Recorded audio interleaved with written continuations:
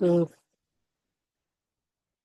your time. Doesn't matter. Yeah. It doesn't matter because it's very flexible. Where we So- put in the talk. You can take a seat. I will invite you. Okay, but- all right. yeah, you can sit there anywhere.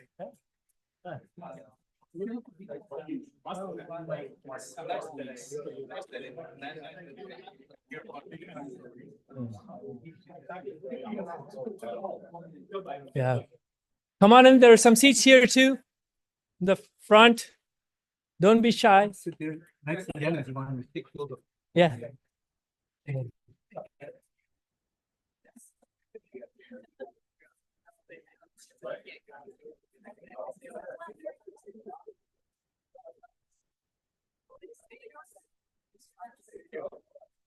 Nice.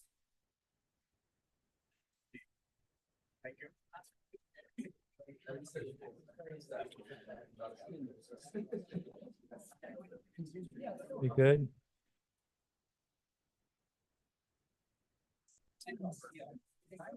Give a couple more minutes as people wander in. We're on time.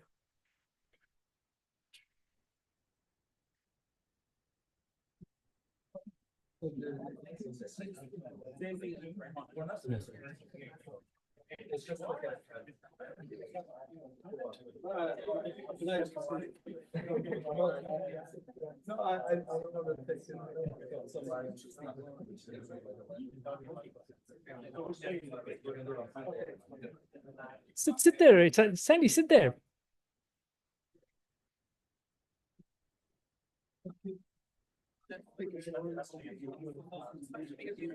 Where's Bob?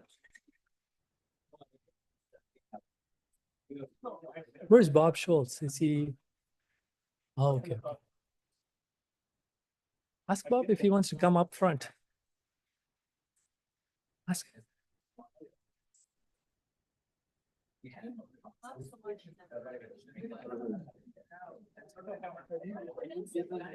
We'll give a couple more minutes for people to come in. So so that we can start the proceedings. Yeah.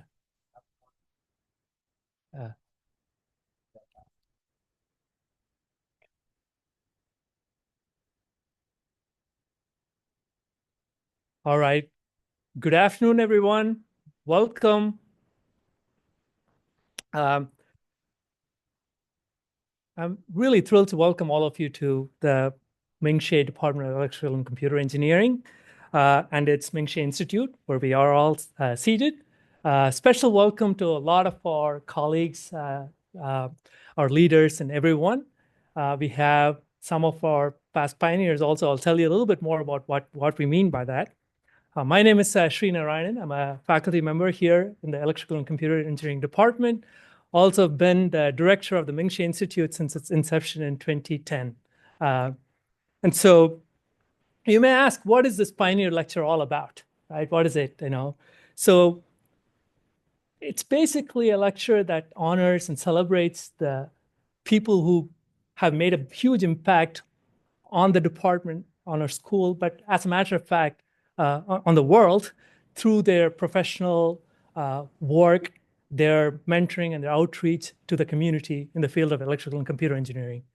So we have celebrated a dozen pioneers before, Saul Golom, Andy Viterbi, a couple of our pioneers are here with us today, Bob Schultz, Sandy Sawchek, and so on, who have all made huge impact on the field.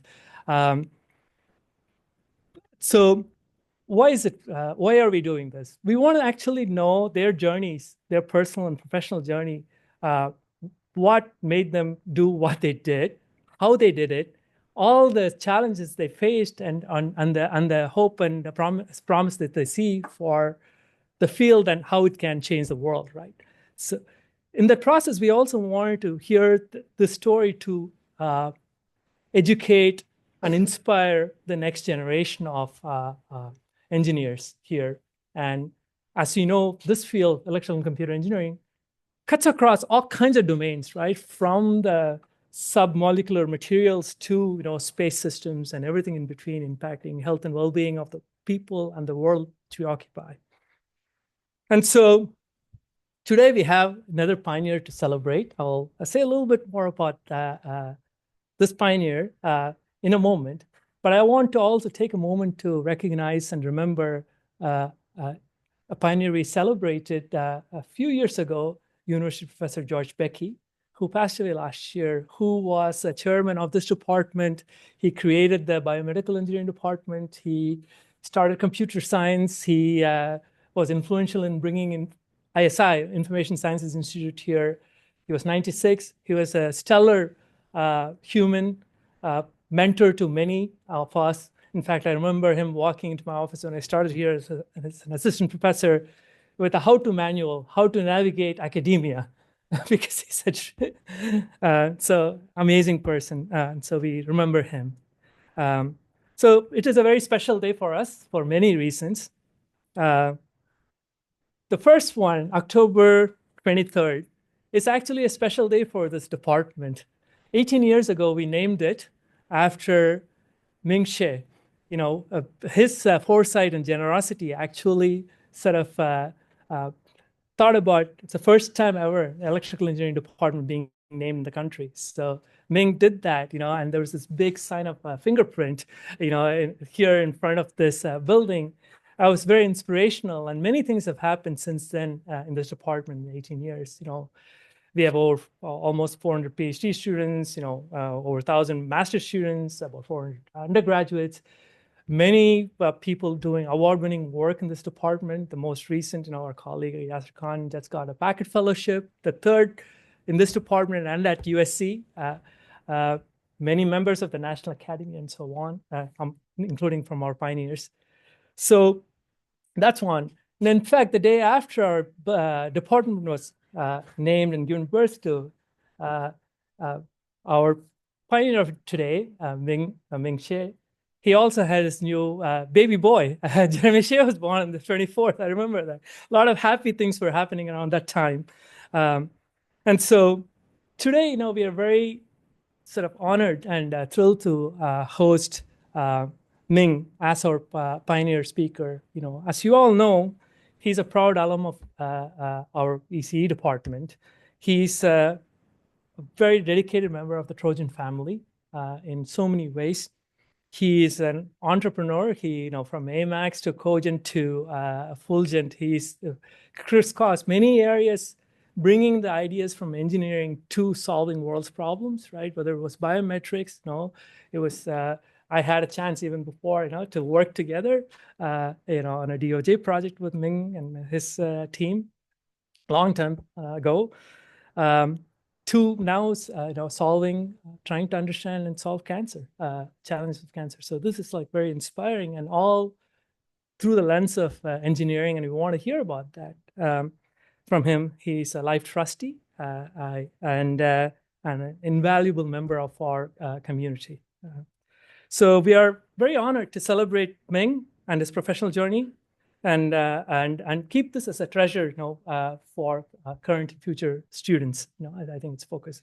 I'm so thrilled to see all of you, including I'll give a shout out to my boss, President Carol Folt is here too, hiding there.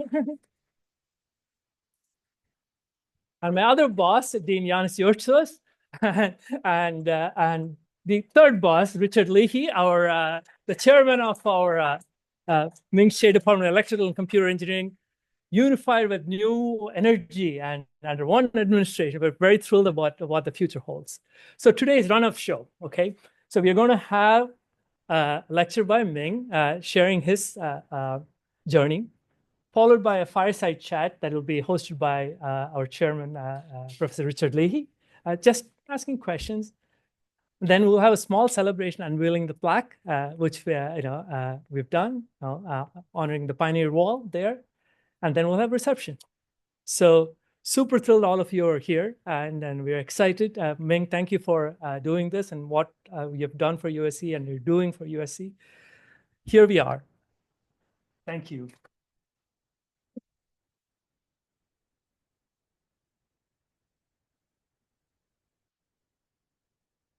So thank you, Sri, for this wonderful introduction. Okay, and thank you, President Ford, Dean Yanis, Richard, and all the faculties and students coming today and to hear my story.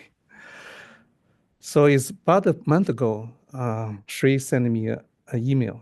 So she mean, would you like to come over on the October 23rd to give her a pioneer lecture for the ECE department?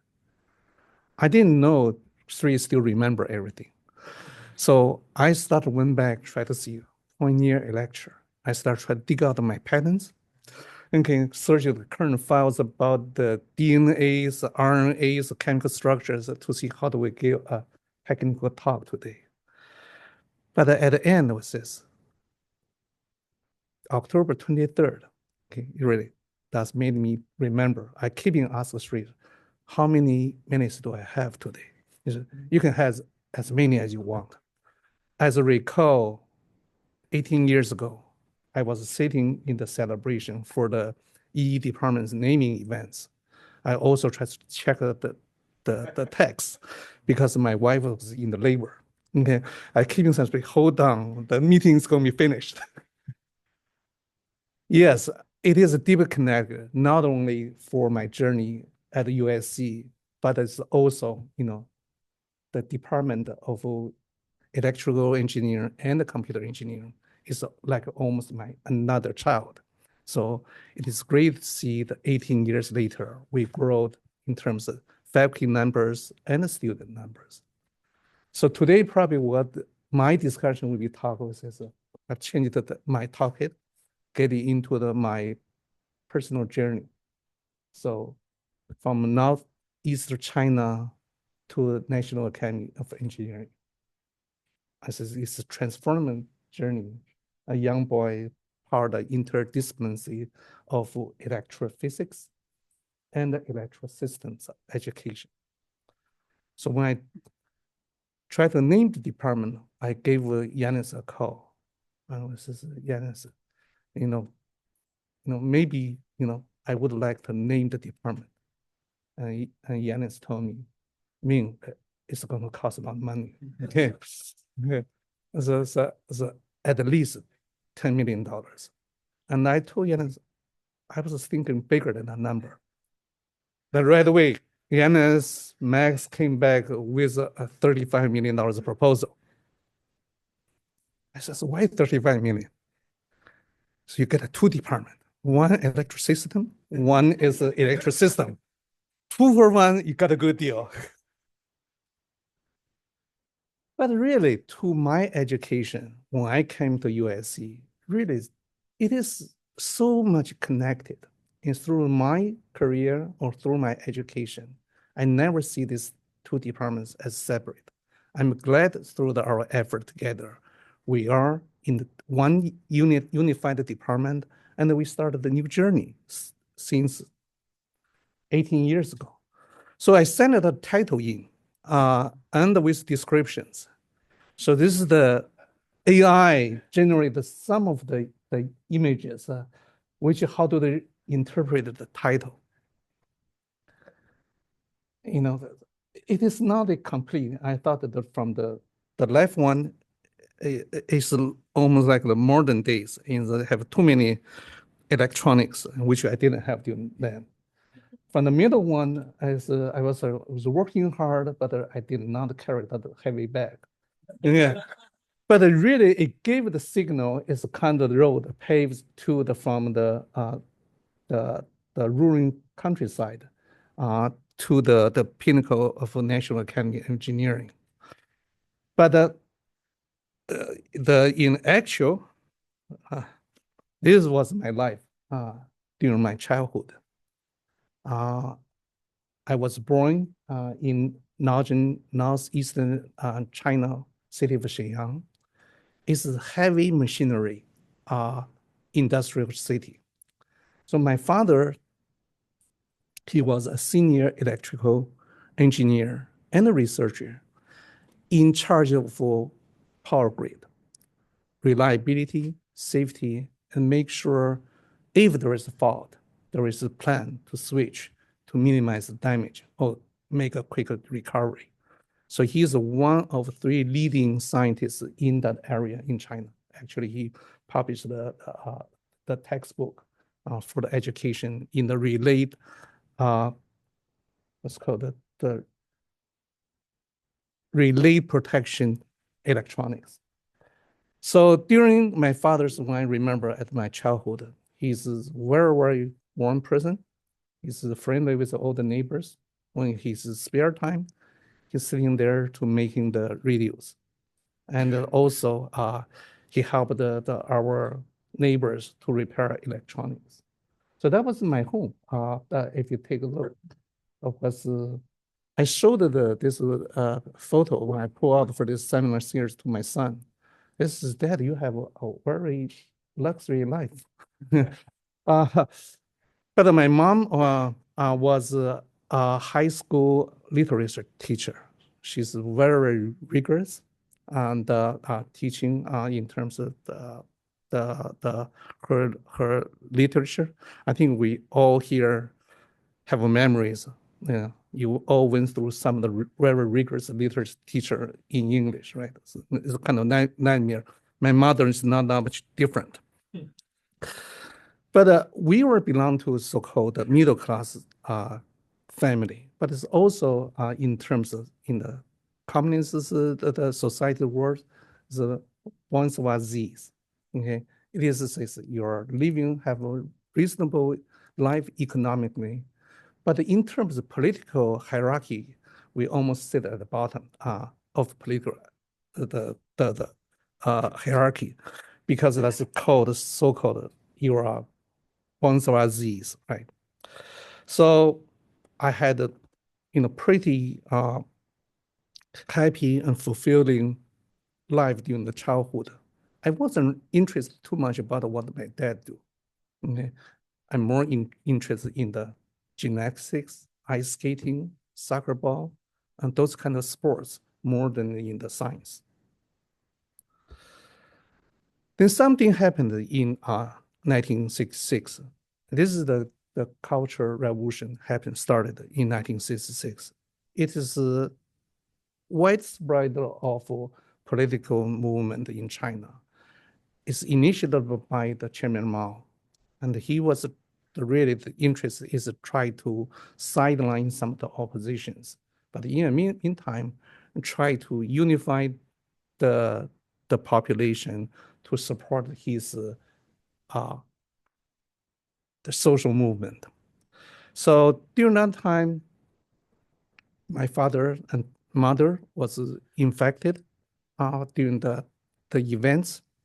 They were detained or criticized, or they had to repeatedly writing the confiscations about they are not supporting the revolution.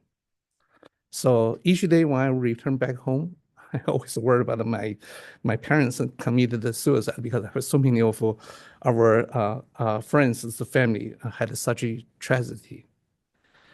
But at the end of close to the 1970, in early 1970, so our family was sent to a countryside, a rural countryside, for so-called re-education.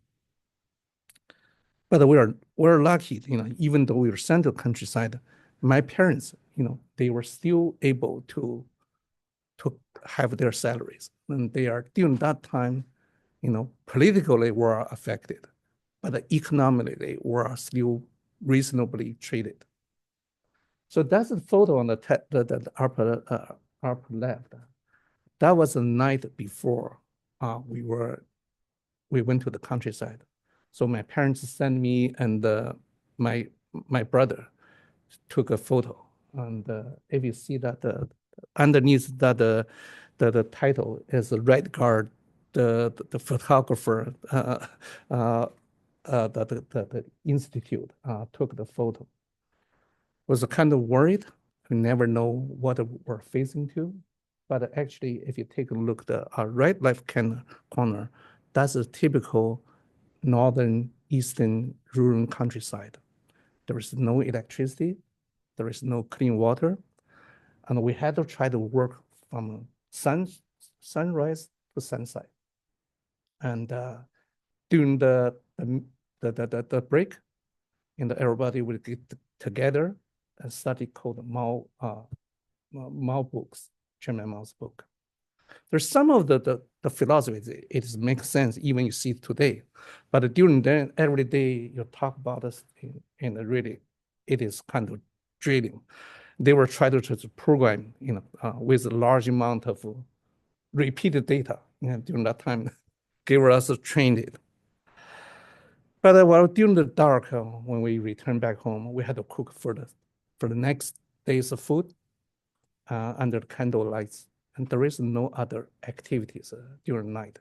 So it was pretty rough, the first few months. But then my father come on the idea, and he made a proposal to the villages. So why don't we bring electricity to the village? Since he has, through his connections during the past, he knows some of the people working in the power grid. They made donations or use the wires, transformers, insulators, switches. So with those kind of surplus of donations, my father says, we can bring the electricity to the village. That's how do I get involved, because instead of working in the farm field, I can work with my dad. Initially, we didn't get a lot of support, but they see we bring the more equipment in, more cables in, they get excited, so we get support. So I was initially the single helper for my father, to pull the wires. I used the way to climb up the pole and to connect the cables and to the insulators. So that events really changed our life for what we live in our village. Is bring the productivity to the villagers, is also bring the electricity to our home. We can study, and we can and doing the some we listen to the radios. So my father during that time using the manuscript write some the chapters, teaching me about regulators, building power supplies, and the radios, etc. So that's the real time I feel I was motivated. Instead of working in the farm field, I can do something maybe is more interesting. Okay, and we also built the broadcast station for the village. And during that time, I think I put my name there as in the, if you see here, this is Ming Hsieh. This is the English. This is my name. It's called Xie Ming. First one is thanks. Tomorrow is tomorrow. Okay, or bright. But if you take a look at this part off, and this part off, it called shooting the moon. Okay, it becomes so. I use that the abbreviation build 5 of voltage regulators. And I call the brand the shooting the moon the brand.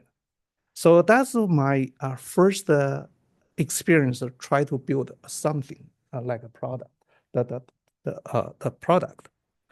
So, and then one day from the radio loudspeaker, he announced President Nixon and Dr. Kissinger had their ice-breaking journey to China.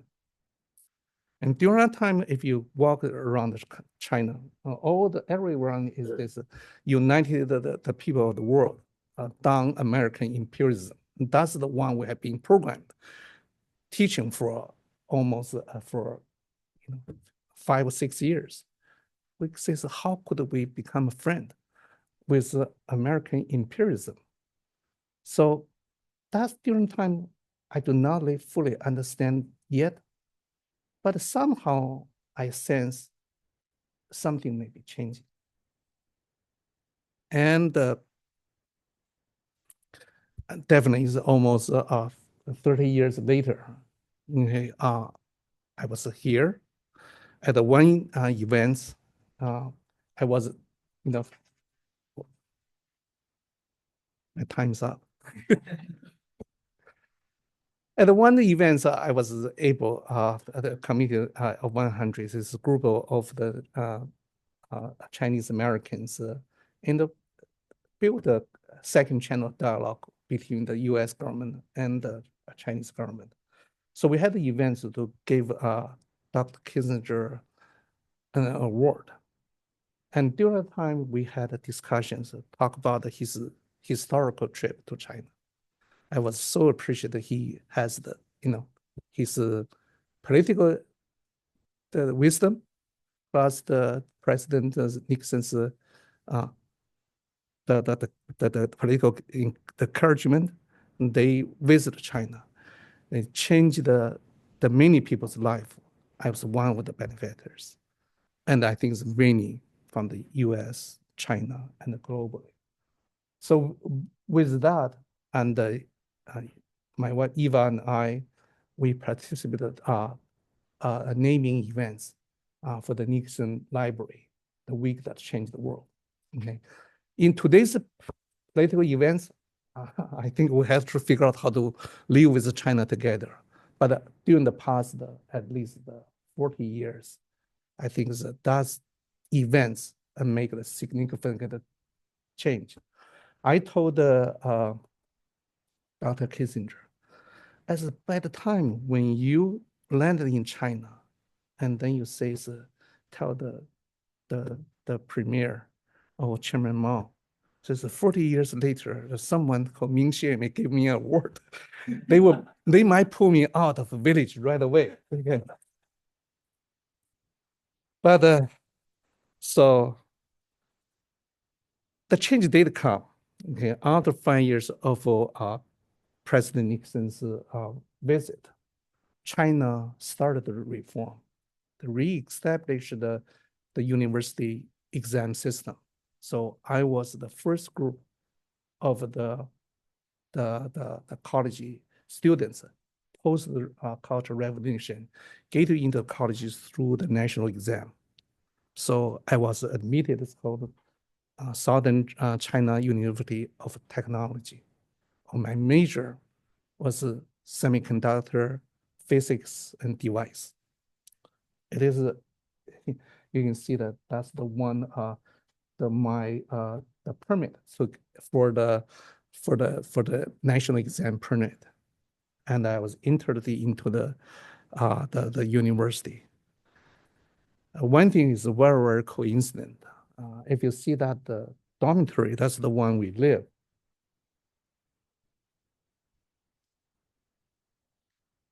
This is the one of the dormitories in the Southern China University of Technology. This is one of the best units, okay, because it's not too crowded in the first floor. It's not too hot on the third floor. And in the middle, it is have the air go through. I was arranged in that dormitory. So my father made a visit when I entered the university, and he was so surprised. That was the same dormitory he was living. Yeah, so but anyway, I think the dormitory was a coincidence. But really, I think I had enjoyed my study during that time in China to get the fundamental educations in mathematics, semiconductor physics, thermodynamics, quantum physics. Those are very, very kind of boring topics. And we had to try to during the times because we literally did not have the any previous the education in terms of calculus and advanced physics. Catching up in those kind of area, it was kind of challenging. But really, in 1980, post the U.S.-China normalized this relationship, my uncle, who Yanis and Max loves very much, and made the introduction for me to come to USC. I was a transfer student. He was the graduate from USC. And when we talk about maybe we come here as a transfer student, and he's the only university he knew was USC. But definitely there's many other universities possible. I think I always say during now it is so difficult to get to the USC in terms of admission. I think I was lucky enough when I came here. I even do not speak much English, but I really appreciate it. USC gave me the opportunity, admit me to start my continuous engineering education. So I took the 1 unit, 2 units of English, and the 2 units of the EE class. I started the first semester in USC in 1981. So I think we talk about the professor George Becky. He passed away. He was the professor chair then. So my first EE class was EE 201. Dr. Professor John Choma. He was my first teacher. It was such a tough teacher. Okay. So my first exam after finished, I think many of the students here, I don't think you feel that kind of trouble as I do, because I need to deal with English issue. I also need to deal with the professional class. So my first exam, when I finished, I went back to dorm. I almost cried the whole night because out of 5 questions, I probably did 1/2. Okay, it's definitely the BF, and based on the standard we have in China. Okay, but at the end, it's a curved system. I was reasonable, but really, I think I enjoyed it. It is a computer class, solving horror. That's the one we spend the most night there learning the computer languages, and often during the times in the midnight, the system operator will come to the door, says data overflow, delete your file. So you had to follow, try to delete. Okay, then you end up losing everything you do the program. You had to start everything again. So after a few times, those kind of issues, once they close the data flow deliver file, you press the fast key to save. So, so in that case, you might be lucky to get the file saved. You do not retype everything again. But that was really the new education we explored for the really what this computer could do. And I started taking the classes in the microprocessor-based system design, VLSI system design, and semiconductor processing. So really, that was a great experience.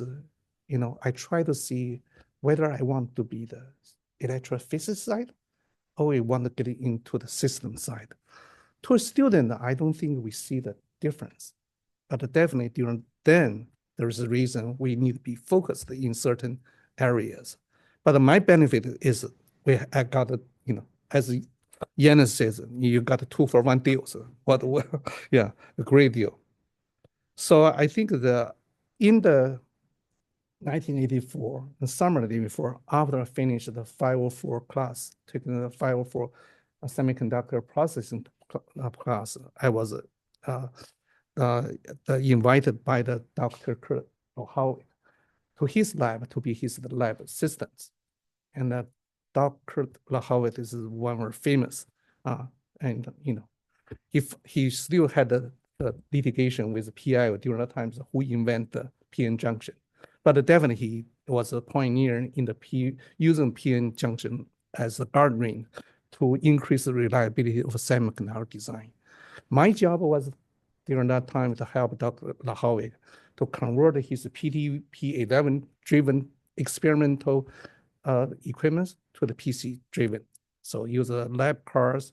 I was doing the programming to do the device calculation. And so I worked from May to December in 1984. Using the spare time, and I joined the Olympic 1984 as a volunteer. Because working in the lab, you can work 24/7. Okay, and during the day, there is the the Olympic Committee come to UCLA and USC, says whether we can hire some student to be volunteer for the Chinese delegate to drive their car, move them around. And this is your job is to drive them around and waiting in the outside, watching TV, until they're ready, you drive them back to the hotel. So that's the job. Most people was not that interested. And I end up round up with 5 of the USC or students. I was okay. Since this is the first time that they joined the Olympics, why don't we give them help? So we volunteered. We started to try to do the driving for them. After the first day, we figured out. I went back to the IOC committee. I said, "Look, we are not the drivers. We are doing gave them a tour. We had to give them to interpretation, okay, or translation.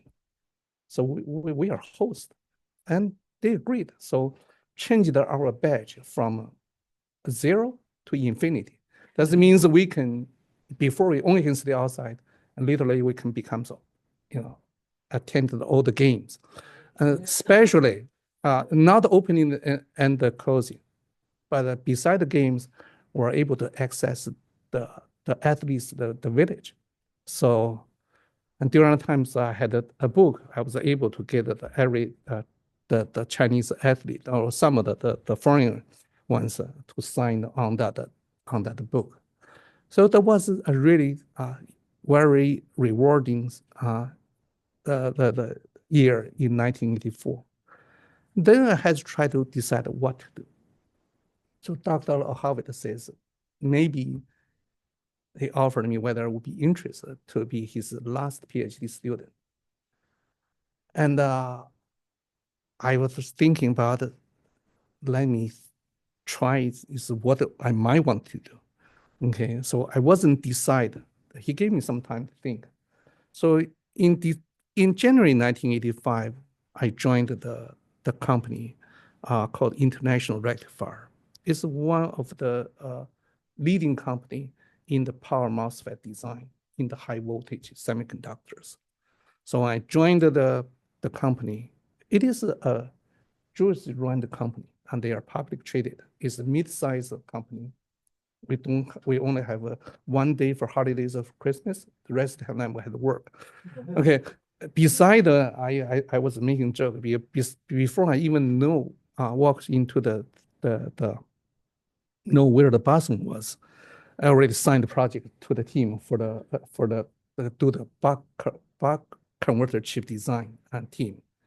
So that's the first time the industry or semiconductor offered using one chip plug into 150 or 220, you get the 5 volts out. And I was involved for the design, do the design, processing, packaging, characterization. I try to run everything. Unlike large companies during that time, such as Intel, TRW, Hughes, when you get hired as design engineer, your job is just work on the CAD tools, do the design. Someone will deal with fab issue, someone will deal with packaging issue, and you don't need to get involved. As a mid-sized company, you could be involved for everything if you want to push the projects. I think one of the issues for what I faced is our packaging was done in Tijuana, Mexico. Since I was getting involved for also looking into the reliability, whenever I had a meeting, we have about 10 people from the packaging assembly travel to El Segundo, meeting with me and maybe another person. So later on, they be tired. I feel also kind of guilty and let them back and forth so often. So end up I driving the car to the Chula Vista, which is next to the Tijuana.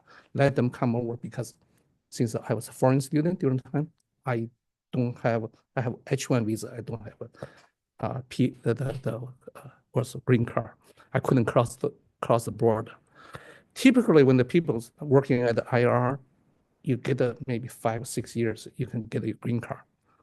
And my boss, he's very nice. He's also owner's son. He's in charge of the R&D. He's giving me a car so he can cross the Chula Vida, go to Tivana. So when I worked at IR, literally 6 months, I got my green card. That's exception. I think I did a job, and we got the project done. But I found that there's no way I could return back to school.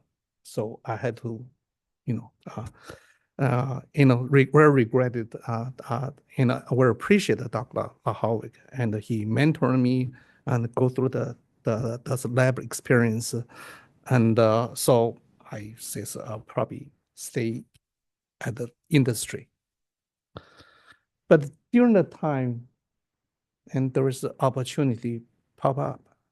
Since my English was never uh, uh, proficient or perfect, even today. But during then, my typings were slow. So as a design engineer, we all have workstations, but 12 of us share one PC. This IBM PC is using for reporting. And everyone can use half hour. And my typing definitely is more than half hour. Okay, so instead of try to fight with them, I said, why don't I just buy one myself? Because working with Dr. Lahawa's lab, I deal with many PC components. So I went out to bought a PC. It's a better PC, faster with graphic, and put it on my desk. I said, when I use it, my report, I have unlimited time. When I don't use it, my colleague can borrow it. But whenever I want to use it, regardless of what they're doing, they have to like I can kick them out right away. So that's really it generated a lot of interest from my colleagues. They also wanted the similar PC for either on their desktop or the home. So quickly, and included the company asked me about it, 10 to put together. He feels bad, so why do you put the PC up here yourself? All other people do. But we all have, later on have this so-called clone PCs on our desk. But we feel the one issue is those PCs during times not very reliable. They often break, and I become the system supporter during the night for those PCs. And the one thing I find out, especially during a time, Samsung's monitor is really not very reliable. A lot of components failures, but not only I repair them, I pull out the device, I did a failure analysis, and I find out is their governing design caused isolation. So I wrote a letter to Samsung, made a recommendation for them to change the device or change their process. So that really caught their attention. And then they offered me, and later on I found out two for my USC classmate to take Samsung offer to be their consultant and also be one of their called one of the 4 regions distributor to distribute their products. So in that sense, I left the company, and with the 2 other USC close friends, we built the first company called AMAX, Applied Technology. And that's really the things we made what I call the first buck of coins. So with the first company. So we never satisfied with as a consulting company or design for the chips for some clients, Samsung, TRW, Hughes. We said, what can we do to build our own products? So the fingerprint identification, that idea come out. A group of scientists, they working in the algorithms, computer scientists. Since they have a unique algorithm to do fingerprint identification using the so-called based on morphology to classify fingerprints.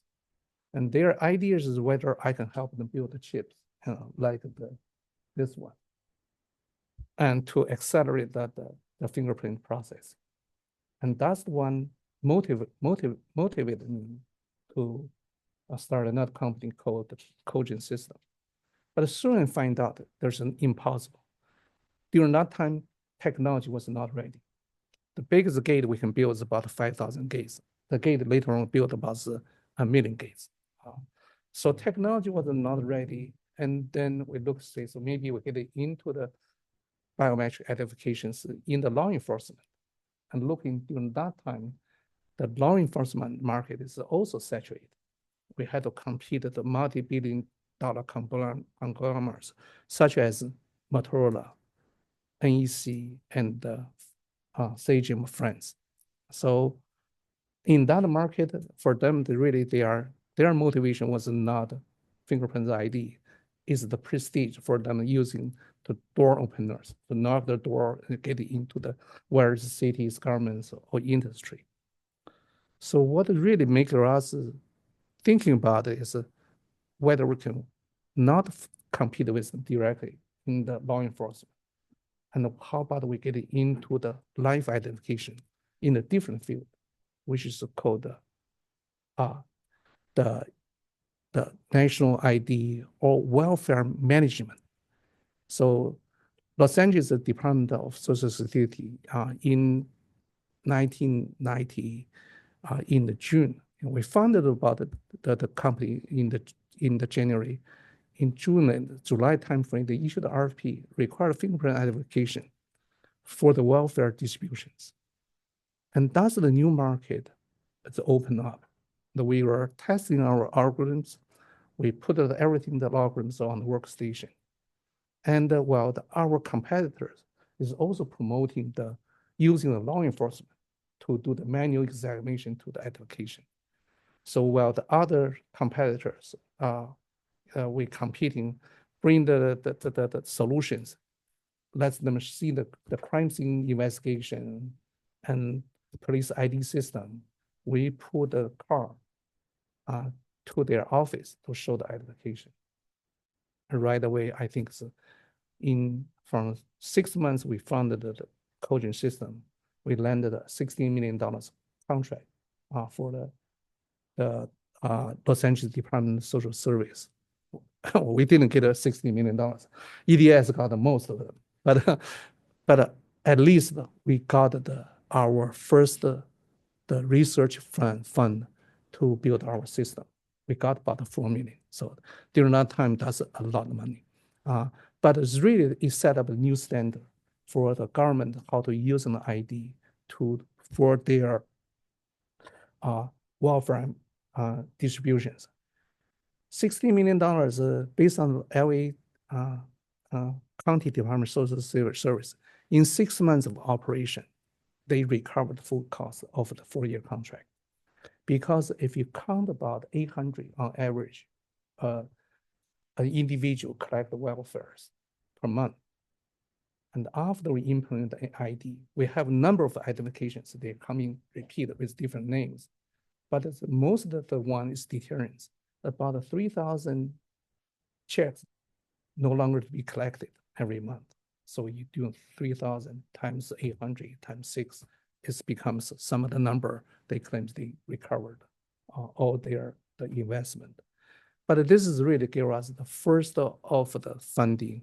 We continue push, go back the market to compete in terms of the fingerprint identifications. So with that, we say, so we need to go for, currently we're facing the new generation of AI, neural networking. Actually, in 1993, we were involved in the AI. We only able to use the 4 layers, but we can't trust this classifier that much. So we combine with rule-based classifier along with this so-called neural network-based classifier to make a selection. And we introduce the one factor is the reliability factor, how much you can count trust. the AI or how much we trust with rule-based. With that combination, we could reduce the database down to roughly about the six size database trend penetration around 6% of database. But what it costs us is almost 6% of actually degradation. That's the best in the industry, and we were able just compete in that one. What really separated us from the rest, it is what's called programmable matching accelerator. And this is the one we use in our super pipeline, super parallel data processing hardware dedicated to do the fingerprint process. We call the programmable matching accelerator. And that one is really we using the brute force to search fingerprints, which bring the fingerprints identification to 99.19% accuracy. And that really set us apart from our competitions. So we've talked about the opportunities. If you take a look at the car, it's not much different than today's NVIDIA's the card for the deep learning. I think I missed the opportunity then. We should build for the network training. But this is the system we build. We start trying to build not only from the back end, we also build the front end.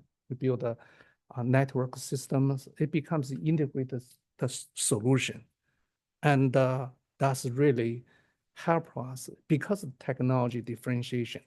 We have solutions both in the so-called the hardware, dedicated hardware, or we use a software solution.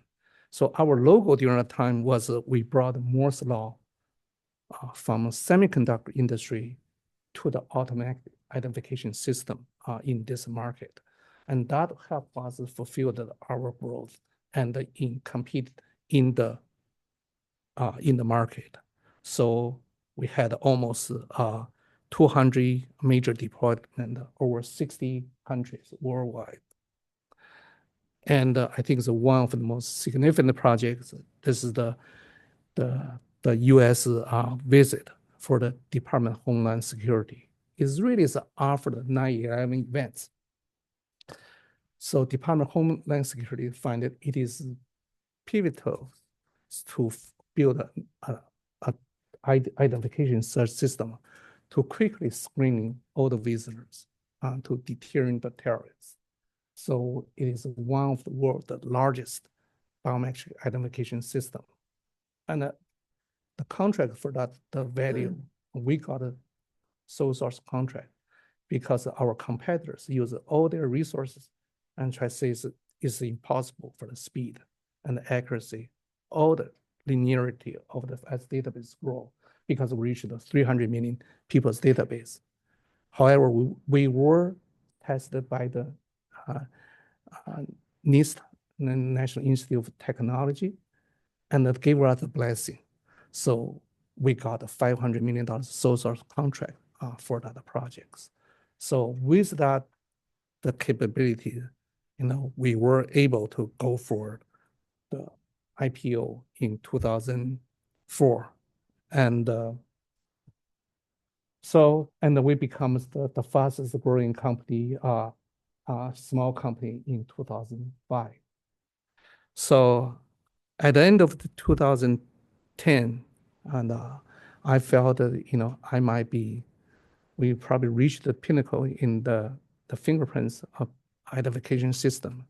Maybe I have a new interest and getting into the different field. So 3M acquired the Cogent system, and I started my new journey in the life science to fighting with cancer. But really, I didn't know what kind of trouble I was looking for. Yeah. It is much different, as much tougher in terms of that market. And this is 2015.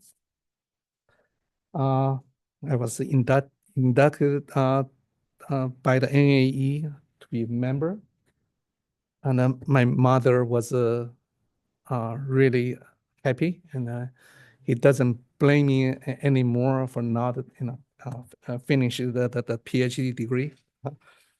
Actually, when she learned,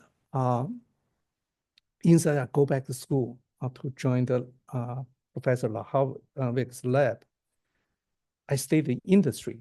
She was very upset. But when she learned, I started building a company in the her sense. That's the bones of a Z, okay, is belong to that class. Is how could you not get involved in academic? You becomes a capitalist.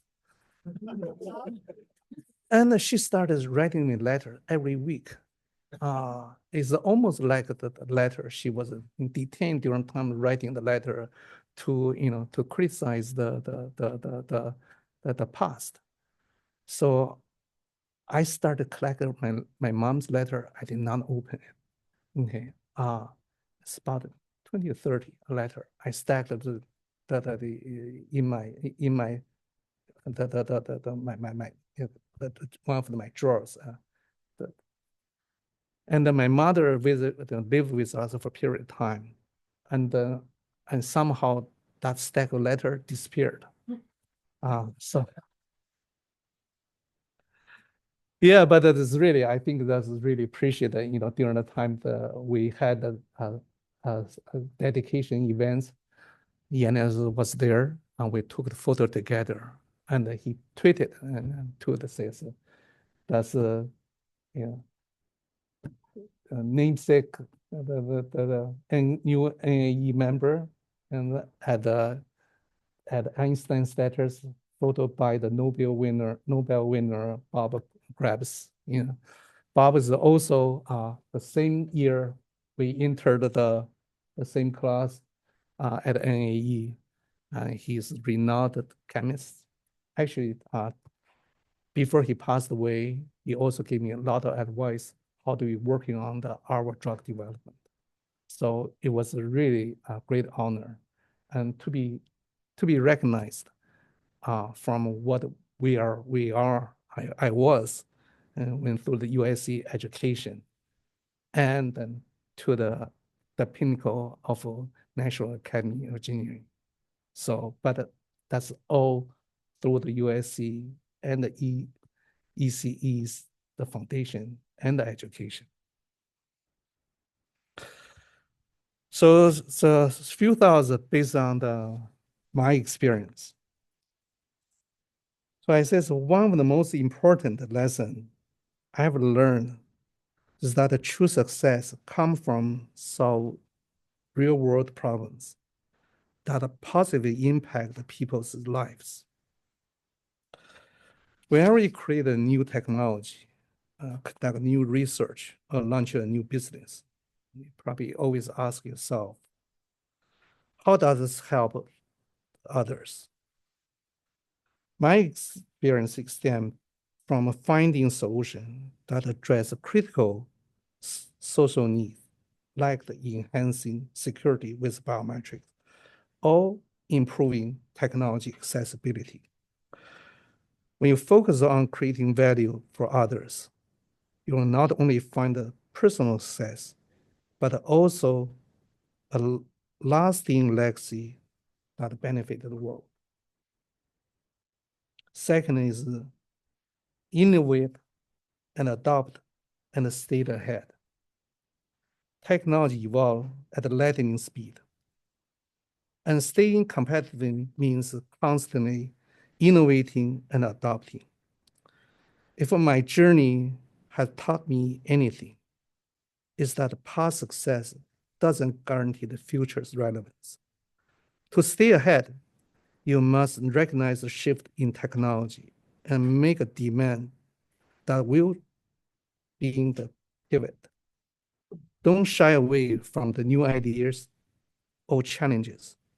Be embracing changes and pushing boundaries. You'll ensure you're always at the forefront of what is possible. Third is master technology. I think in today's world, it's AI. We're living in the age of artificial intelligence, a force that rapidly transforming industries. My advice, do not fear AI, master it. As an engineer, you are uniquely positioned to learn in the development and the application of AI technologies. Continue to learn and adopt the latest innovations, because by mastering these cutting-edge tools, you won't be replaced by the technology. You will drive it forward. Further building and retain exceptional teams. No great success is achieved alone.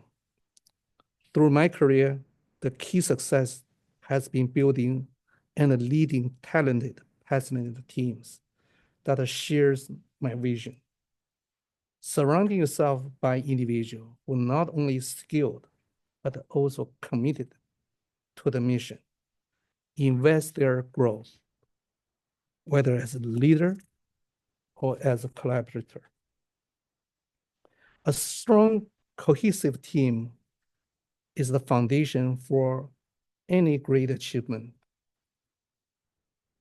be it in research, academic, or business. Fifth, to be ready to capture opportunities. Opportunities often rise when you least expect them.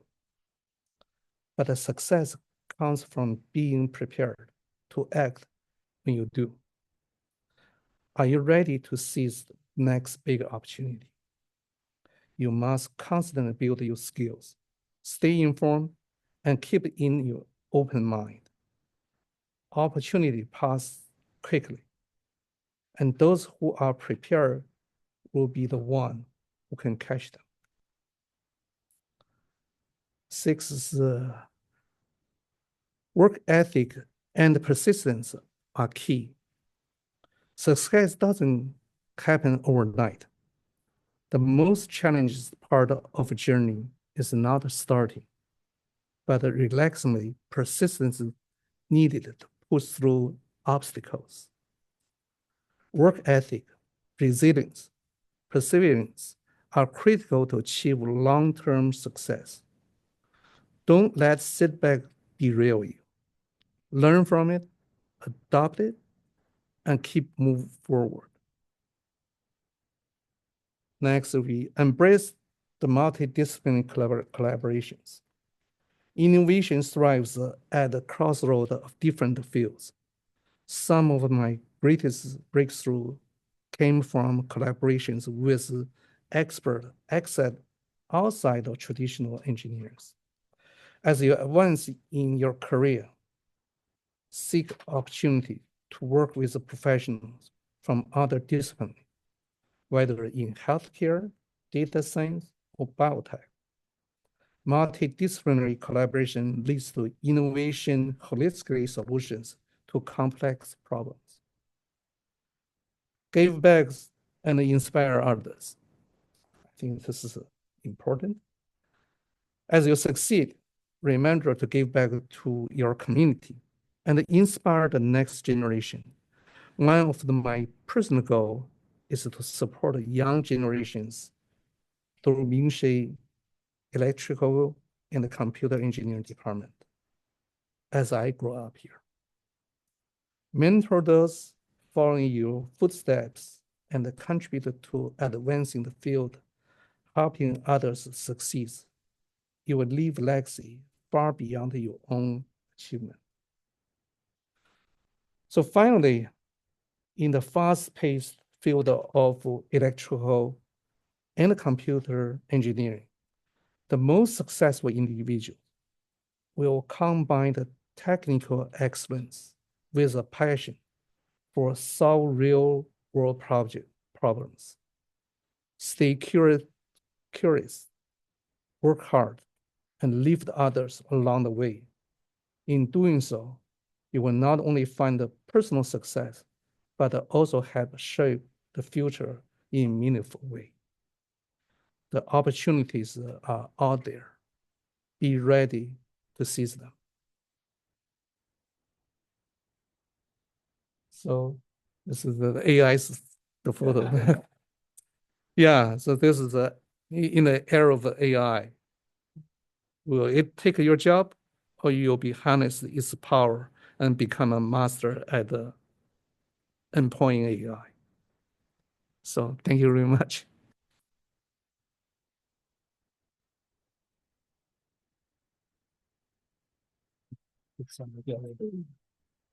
What an incredible journey. So if you look at all facets of electrical and computer engineering, from power systems when you was like, whatever, 6 years old, to semiconductors, to algorithms, to systems, to everything in AI and biotech, Ming, you've touched everything. So, we are truly honored that to have your name in our department in electrical and computer engineering.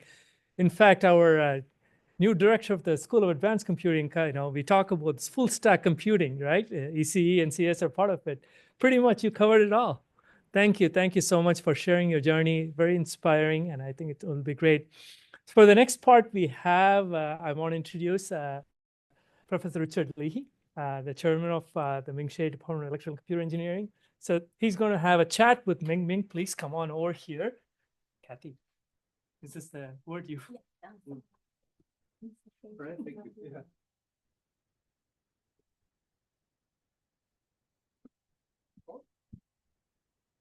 So Ming, thank you for that, sharing your journey through life in a very inspiring talk.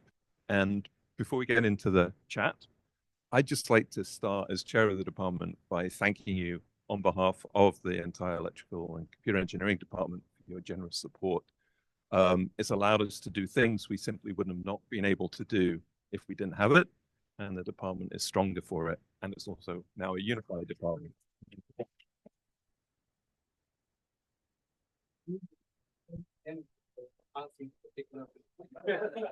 Of course, we always thank Janice for everything. So yeah, we use the endowment for all kinds of things. We support research staff, faculty, students, all to further our mission of excellence in teaching and excellence in research. So again, thank you so much for that. So perhaps we can talk for just a few minutes and then open up for questions. And I'd sat down yesterday and spent a little time today writing up all these questions. And then as you went through your talk, I went through and I crossed them all off. That was a great talk, and you covered so many things. But maybe you can just briefly go back to your time at USC. And I'm curious if, looking back now, I'm sure at the time, or perhaps you did, expect to be where you are now. But as a student here, looking back, can you think of courses or experiences, or you started companies with folks who were from USC as well? So aspects of your time at USC that you thought were particularly helpful in your career as an entrepreneur? Yes, I think I wish when I studied at USC, I would have more time to stay in the campus. Because when I came here, with limited funding, I almost worked 2 jobs. Okay, I had to find some time outside of school. I was as a contract electrician, making roughly about $100 a day to support my situations. But I think this is really my great experience is working with the classmates. When we have a class together, often we spend the time in the night working on the phone, talk about the class, and talk about the notes, share about what we learned and what we're looking. So I think that was a great experience. The only regret in the undergraduate student studies, I didn't have time to access some of the labs.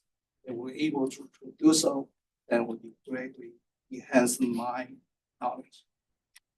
Thank you. So, and are there things that you, beyond the labs, that you wish you would have studied, looking back, perhaps in the financial or business world, or aspects of engineering that you think you would have found helpful had you had more time?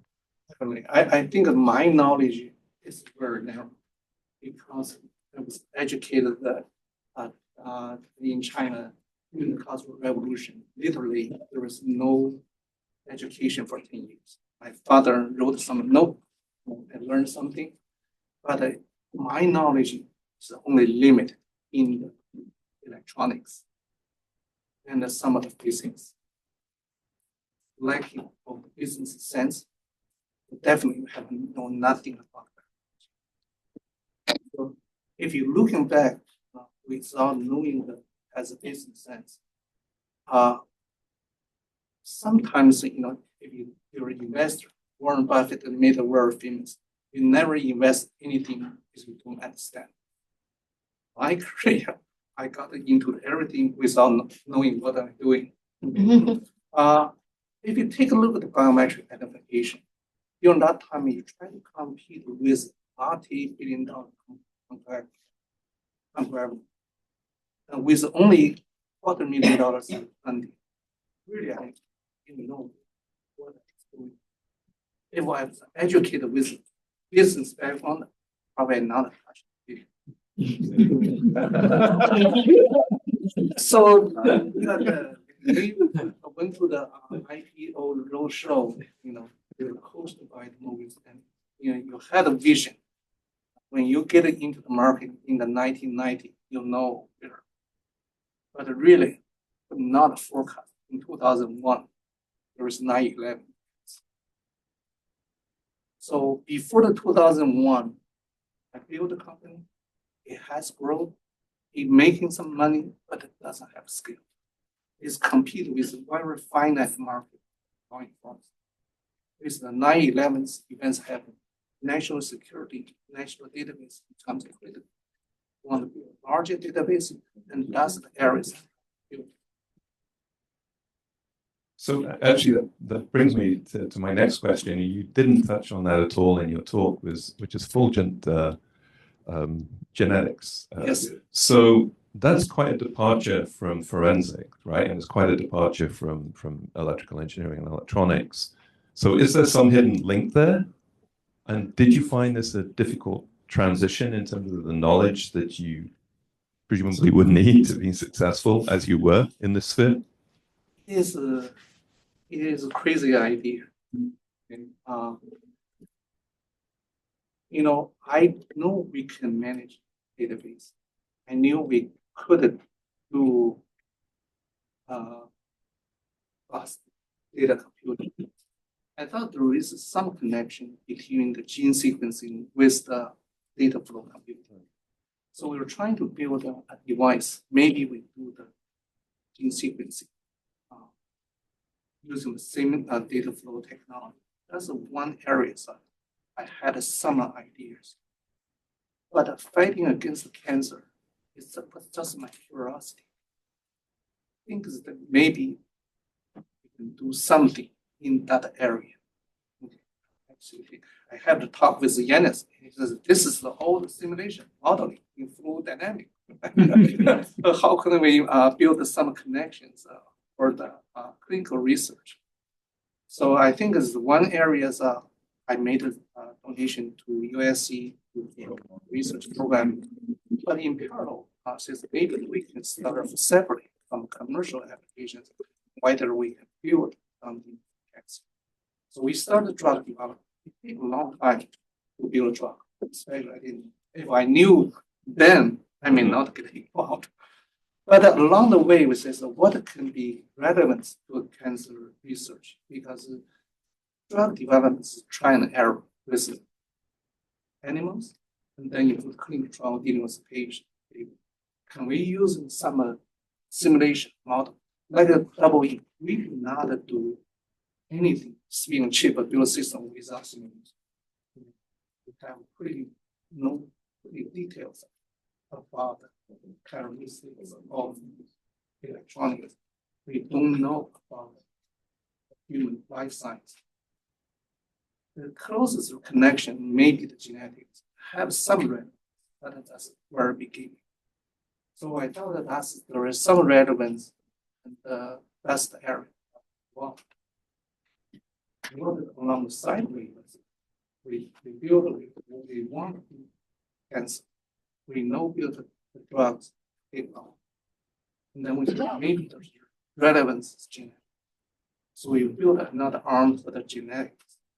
And now the genetics grew faster the drug itself. So with the genetics, we started with find out based on our data computing method, we can classify those well more automated than the traditional way. And that's when we started genetics service for the people for rare disease. Typical hospitals, you send one or two rare disease, they have no place to go. So what we did was we were able to pretty much using this in combination about CrossFit. We have the life science, the partner.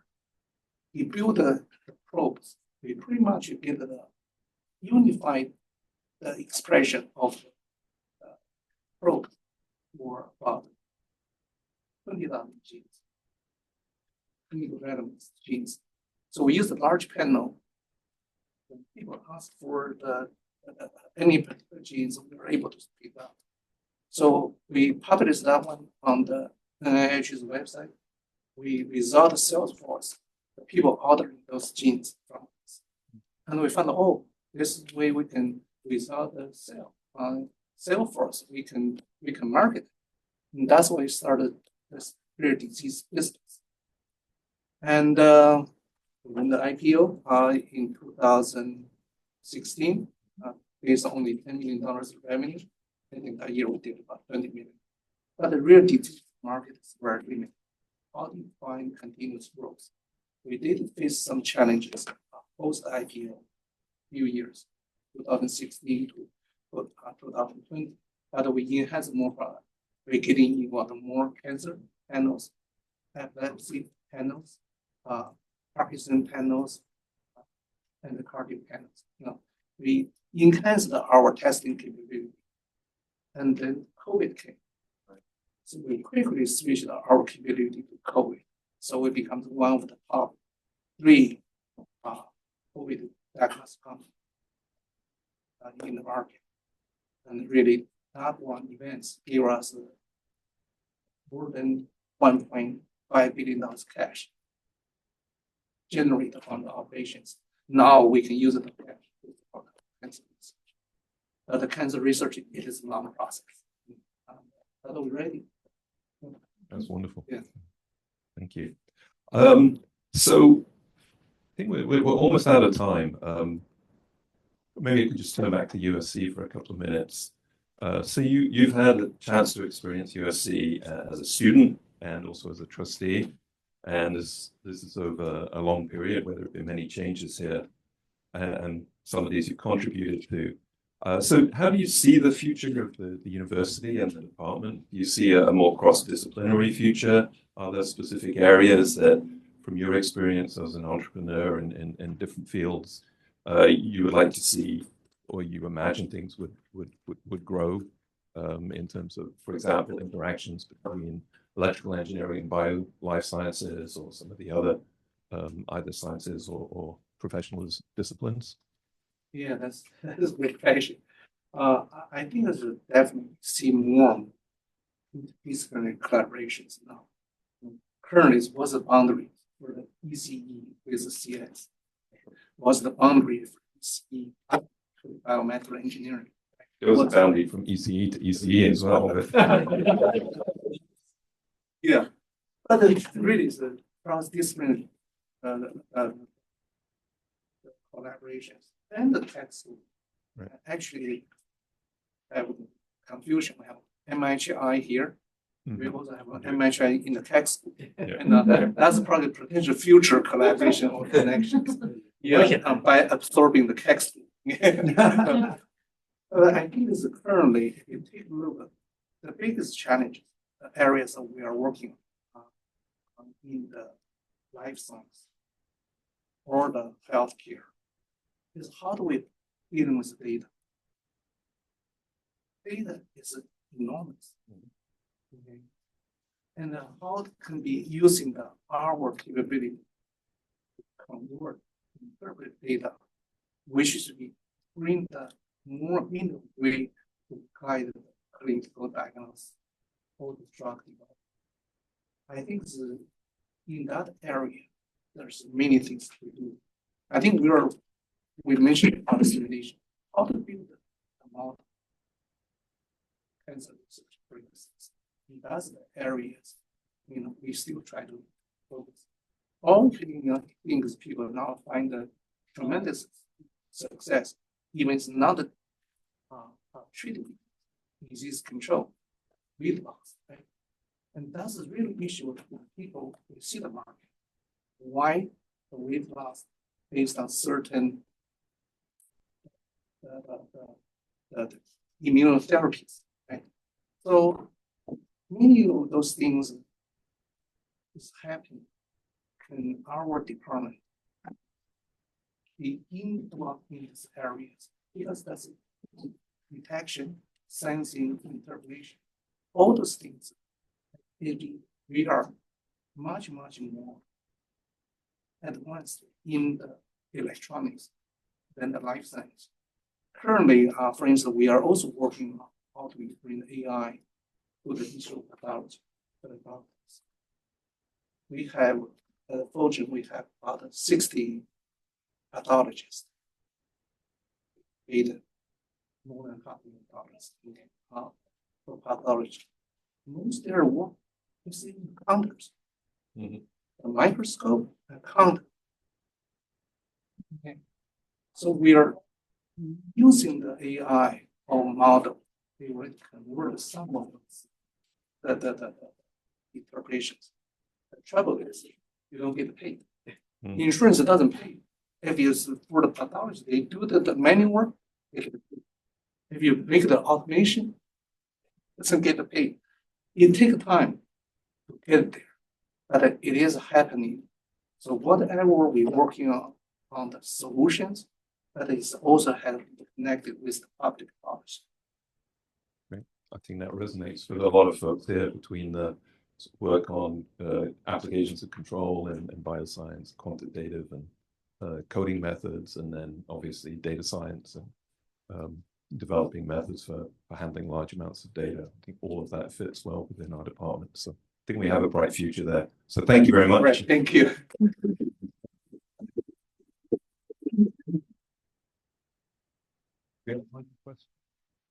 Maybe one or two. So we will want to also sort of do the celebration. A student. We will have a reception. A student question. Anybody? Any student, we can entertain one student question, but we'll have time for our things. We'll do the unveiling of our plaque. And so, Ming, thank you again for sharing such, your story, inspiring us with such deep technical sort of ideas from across the spectrum. Right? This is amazingly. Now, may I ask President Fold, Dean Yanis Yortsos, and others can join in. It's a little combined space. Thank you so much for coming.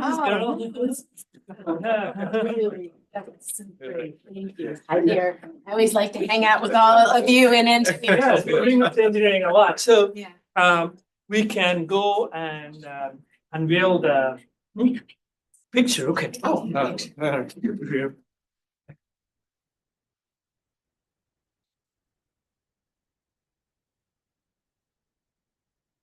thank you so much. So people can gather around also. Our Ming Hsieh chair from the JPO was just celebrated recently. So come on here.